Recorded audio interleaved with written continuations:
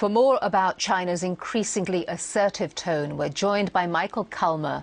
He's the Director of Global Policy Initiatives at the Asia Society here in New York City. Thank you very much for joining us on the program. Thank you for having me.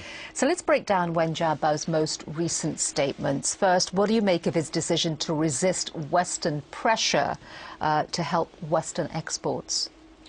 Well, I think it's part of something that we've seen from the Chinese over the course of time. This issue of currency revaluation is not a new one in the U.S.-China relationship. It's not a new one for China and the rest of the world.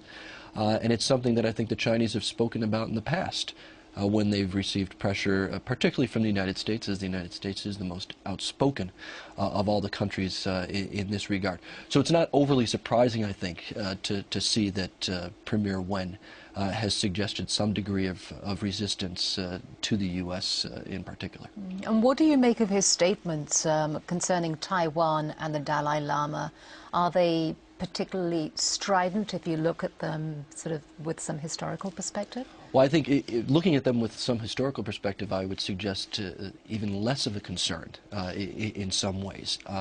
Certainly every time that the United States has sold any weapon systems to Taiwan, or the Dalai Lama has had a visit with a sitting president or others within the administration, I think the Chinese have spoken out quite vociferously against U.S. efforts in this regard.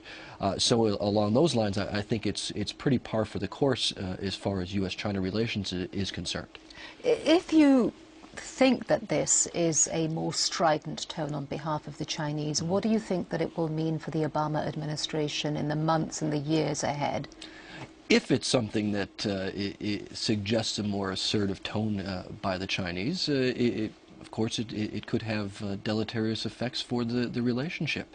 Right now, I think people believe that we're at a bit of a nadir in the relationship between the United States and China. I believe that the U.S. and China relationship goes in a somewhat cyclical pattern. You have very good times, you have okay times, and you have times where things are not so good.